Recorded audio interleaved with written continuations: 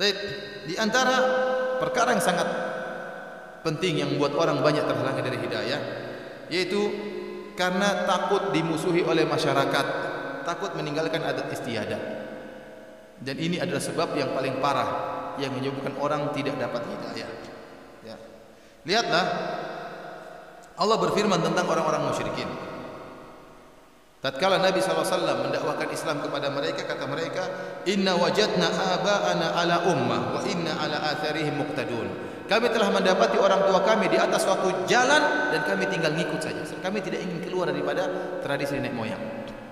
Kami tidak ingin keluar dari tradisi nenek moyang. Jadi tradisi ini masalah yang buat seorang susah menerima kebenaran. Kenapa tidak ingin keluar dari tradisi? Kenapa kalau dia keluar dari tradisi akan dicela? Dalam ayat yang lain, wa idza qila lahum ta'alu ila ma anzalallahu ila rasul qalu hasbuna ma wajadna alaihi aba'ana. Tatkala dikatakan kepada mereka, kemarilah kepada apa yang diturunkan oleh Allah dan kepada rasulnya, maka mereka mengatakan cukup apa yang kami dapati ayah-ayah kami. Jadi cukup ajaran ayah kami, sudah cukup nenek moyang kami. Tidak ingin merubah ajaran nenek moyang. Inilah yang menjadikan Abu Thalib tidak mau masuk Islam, karena tidak ingin keluar dari adat nenek moyang. Padahal dia telah berkata, walaqad alimtu bi anna dina Muhammadin min khairi adyanil bariyati dina walaulal malamatu aw hidaru masabbatin lawajadtani samhan bidzaka mubina. Sungguh saya telah tahu bahwasanya agamanya Muhammad adalah agama manusia yang terbaik. Kalau bukan karena takut dicela, kalau bukan karena takut dihina oleh masyarakat, kau akan dapati aku akan terima agamanya Muhammad. Waktu Rasulullah SAW mengatakan, wahai Abu Thalib, pamanku, ucapkan la ilaha illallah, aku akan bela engkau.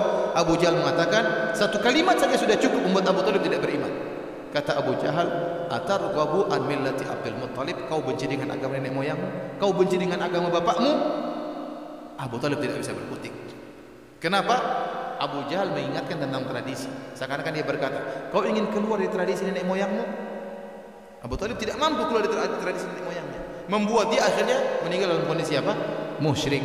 Karena berpegang teguh dengan apa? Tradisi. Ini bahaya seperti ini. Sebagian orang tahu tradisi syirik tetap aja dijalankan. Kenapa? Tradisi nenek moyang. Tidak mau ditinggalkan. Dia tahu tradisi ini salah, tidak, dan meninggalkan tradisi sangat susah. Bahkan umat Islam terjebak dengan tradisi. Saya bayangkan ya. Contoh di tanah air kita, di sebagian daerah tersebut, mungkin Anda tahu tapi saya tidak ingin menyebutkan. Jadi daerah tersebut dikenal banyak ulama muncul dari daerah tersebut. Tetapi sampai sekarang masih ada tradisi kalau nikah yang bayar mahar perempuan. Ini tradisi menyelisih Islam atau tidak? Tapi mereka tidak bisa rubah karena tradisi sangat kuat, berat. Keluar dari tradisi itu bukan perkara yang susah, bukan perkara yang ringan, kecuali orang yang punya jiwa yang besar. Padahal dari kota tersebut banyak ulama yang muncul, ulama-ulama top. Tetapi sampai sekarang tidak bisa mereka tinggalkan tradisi itu, bahwasanya kalau menikah yang bayar mahar apa? Perempuan. Tradisi. Ada satu daerah, satu pulau, banyak orang hafal Quran dari pulau tersebut. Banyak imam-imam berasal dari pulau tersebut. Tapi sampai sekarang tradisi masih berjalan. Kalau ingin menikah, maka laki-laki culik itu sama wanita, dibawa pergi. Nanti kemudian disambut untuk dinikahi. Kan nggak boleh seperti ini. Cewek dibawa pergi, entah pergi terus ngapain aja kan? Khalwat nggak boleh. Tapi tradisi itu tidak bisa ditinggalkan, bahkan dari orang-orang Islam sendiri. Padahal tempat tersebut banyak orang hafiz-hafiz apa? Quran. Kenapa? Itu tradisi tidak bisa ditinggalkan. Maksud saya, tradisi itu perkara yang sangat, kata Ibnu Qayyim menjelaskan ini, perkara yang sangat membuat orang terhalang dari hidayah. Lihat Abu Thalib tidak bisa dapat hidayah gara-gara tidak mau meninggalkan tradisi. Oleh karenanya di antara julukan yang paling sering diberikan kepada Nabi adalah Sabi. Sabi itu artinya orang yang keluar dari tradisi. Inilah yang membuat Al-Walid ibn Mughirah akhirnya tidak beriman kepada Nabi SAW. Al-Walid ibn Mughirah sebagaimana disebut dalam buku-buku tafsir seperti tafsir At-Tabari, tafsir Al-Baghawi, kemudian tafsir Ibnu Katsir. Jadi Al-Walid ibn Mughirah, kata Ibnu Katsir rahimahullah, ahadu ru'asa'i Quraisy la'anahullah, salah seorang dari pemimpin besar orang-orang Quraisy, semoga Allah melaknatnya. Kenapa dia mati dalam kondisi musyrik dan diancam neraka oleh Allah Subhanahu wa taala. Ya. Ibnu Abbas bercerita, dakhala Al-Walid ibn Mughirah ala Abi Bakar bin Abi Quhafa fasa'alahu anil Qur'an. Suatu hari Al-Walid bin Mughirah bertemu dengan Abu Bakar, kemudian Al-Walid bin Mughirah bertanya tentang Al-Qur'an. Falamma akhbarahu kharaja ala Quraisyin. Tatkala Abu Bakar membacakan Al-Qur'an kepada Al-Walid bin Mughirah, maka Al-Walid bin Mughirah ini pun keluar bertemu dengan orang-orang Quraisy, dengan kaumnya. Kemudian dia berkata, "Ya ajaban lima yaqulu Ibnu Abi Kabsyah. Fa wallahi ma huwa bi syi'rin wala bi sahrin wala bi hadi minal junun." Kata dia, sungguh indah ucapan-ucapan yang dilantunkan oleh Muhammad sallallahu alaihi wasallam. Ucapan-ucapan tersebut, lantunan-lantunan tersebut itu Al-Qur'an, bukanlah perkataan orang gila, bukanlah syair, bukanlah sihir. Karena Walid bin Mughirah pintar, dia tahu ini bukan perkataan sihir, bukan perkataan orang gila, ya. Dan juga bukan perkataan penyair. Wa inna qaulahu la min kalamillah, dan sungguhnya perkataan itu dari perkataan Allah Subhanahu wa taala. Ya. Tatkala dalam riwayat yang lain mengatakan la halawa wa fiha la talawah, bahwasanya dalam Al-Qur'an yang saya dengar tersebut ada keindahan, ada rasa manis yang saya rasakan waktu saya mendengar lantunan Al-Qur'an tersebut. Maka pembicaraan dia ini didengar oleh Abu Jahal. Abu Jahal bilang, gawat ini. Al-Walid bin Mughirah kalau masuk Islam, orang Quraisy semua masuk apa? Islam. Gawat. Dia enggak boleh masuk Islam. Akhirnya Abu Jahal berkata, ya, jadi orang-orang Quraisy pada mengeluh.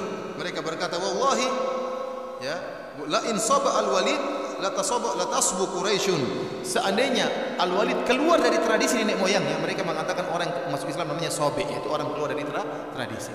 Kalau Walid masuk Islam, keluar dari tradisi nenek moyangnya, maka orang Quraisy seluruhnya akan masuk Islam.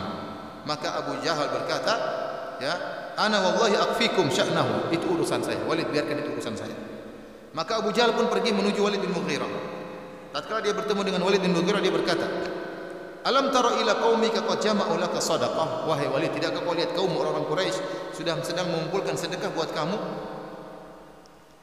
Maka Walid berkata, alastu aktsarahum malan wa walada, bukankah saya orang yang paling banyak hartanya, paling banyak anaknya, ngapain mereka ngumpulin sedekah buat saya? Ini Abu Jahal hanya bohong saja. Maka Abu Jahal berkata, yatahaddatsuna annaka innama tadkhulu ala ibni Abi Quhafah litusiba min ta'amihi. Mereka bilang kau itu datang bertemu dengan Abu Bakar karena ingin makan di tempatnya, maka kau dengar Al-Qur'an. Makanya mereka kasihan sama kamu, maka mereka kumpulkan sedekah untuk berikan kepadamu. Ini hanya dongengan siapa? Abu Jahal, dia bohong. Jadi kata orang-orang Quraisy mengatakan kau tadi dengar Al-Qur'an di rumah Abu Bakar karena kau ingin makan di tempat dia, makanya mereka kasihan, mereka ingin kumpulin sedekah buat kamu.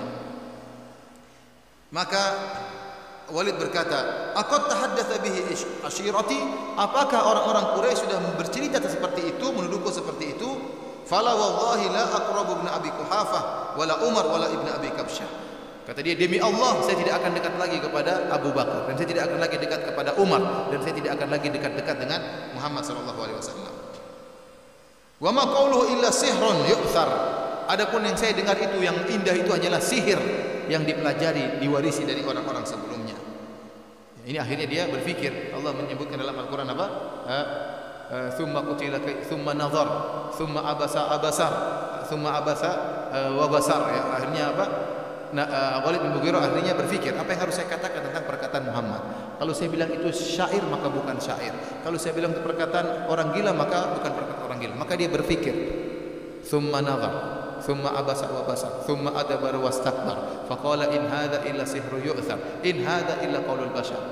Kata Allah, sa'uslihi saqar. Kemudian dia berpikir, apa sih perkataan yang cocok untuk membantah Muhammad? Dia pikir-pikir, akhirnya dia mengatakan itu adalah sihir. Kalau saya bilang itu syair, orang Arab tahu itu bukan syair. Kalau saya bilang perkataan orang gila, orang-orang Quraisy tahu itu bukan perkataan orang gila. Supaya benar saya bilang aja itu sihir.